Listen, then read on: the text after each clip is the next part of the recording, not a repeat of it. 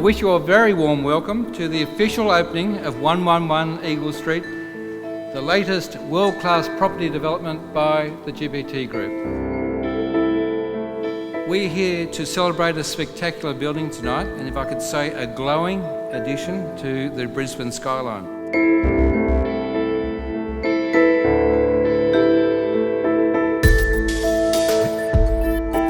Great buildings are done by great architects as well as great clients. GPT pushed us beyond where we thought we would go. Everything was questioned, everything was studied.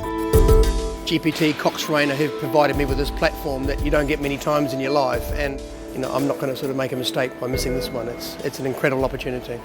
The GPT Group were very brave. They set a very big challenge for the design teams that they went to in the original design competition. And then they selected the design from Cox Rayner and Arup. Just after we finished the design competition, we knew that we'd won. The GFC hit, and it was a very dark moment in Brisbane as well, with a number of projects stopping. GPT said, let's keep going through some very tough times. Many of our stakeholders and many people said to me, Michael, why don't you just put black plastic over the top of the hole, walk away and wait for better days? Well, I'm pleased to say we didn't, we just kept building. And our focus remained on delivering one of the world's best premium office towers. The biggest challenge was that 111 Eagle Street is a big building, but it's sitting on the size of a block which is no bigger than a normal suburban house block, about 40 metres long and about 20 metres wide.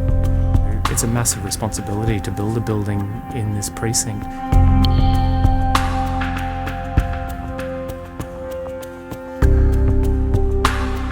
To find a solution to the constraints that's so evocative of place and the city, the subtropics, even the relationship to the trees across the road was just an incredible buzz. I think great architecture comes out of those solutions constraints. The organic columns, I think the idea originally came from Philip Cox, but we very quickly latched onto it and realised that an organic arrangement where they came from the ground, they spread out to support the building, and then they weaved around and crossed over occasionally to brace the building, would actually work. We used some algorithms from how plants germinate and then grow, and how branches split and weave around to start generating patterns that might work to support the building.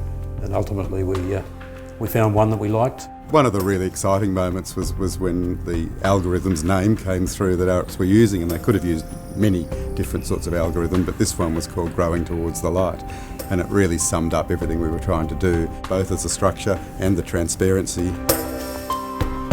I think the Moreton Bay fig trees really inspired us, and we used it as a ready reference to make sure that we were following the tried and true lessons of Mother Nature.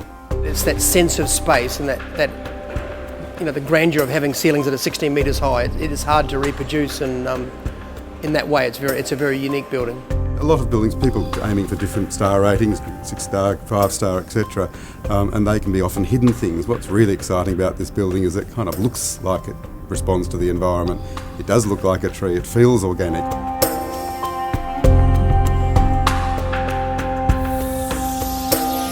Well, I think sustainability in itself is an interesting thing, but it really is about all aspects of of the building. It's about where it's located, how it works for the individuals in it. Everything has really been designed around the person working in the building or sitting in the building, whether it's the recycling of air, whether it's the energy efficient lighting and systems around them, whether it's the bus and transport that brings them to and from work.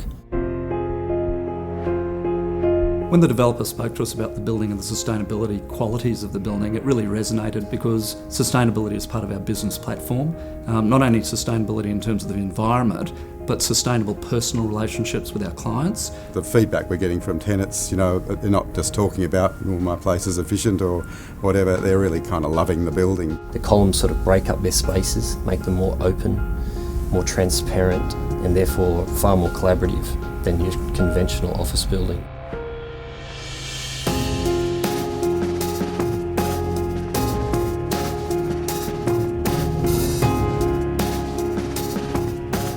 With the design of the lobby, which is a critical part of the building, we've tried to create a space that was open and accessible for everyone. We could have kind of said, no, let's just make this a tiny, tight little foyer, but to actually think beyond that and not make it a corporate foyer but a public foyer which people can walk through from the ferry terminal through into the city and vice versa, meant that we were really adding to the public space of the city on a very tight site between the two sides of the building.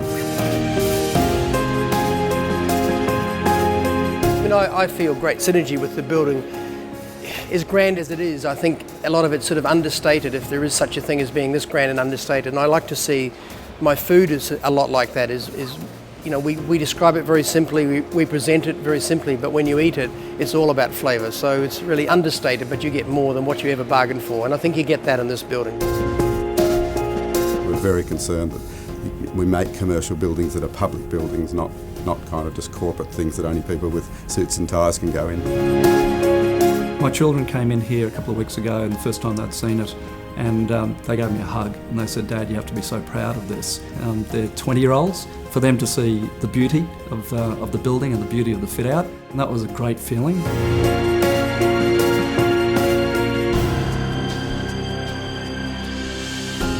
The position, the building and everything, it just gives me so much confidence that I just saw it as a massive opportunity. GPT has one of the largest portfolios of premium office buildings in Australia, and whilst we've had a lot of those buildings actually for quite some time, 111 gave us a chance to actually put our skills into practice and redefine, I guess, the way we want the future of our portfolio to look.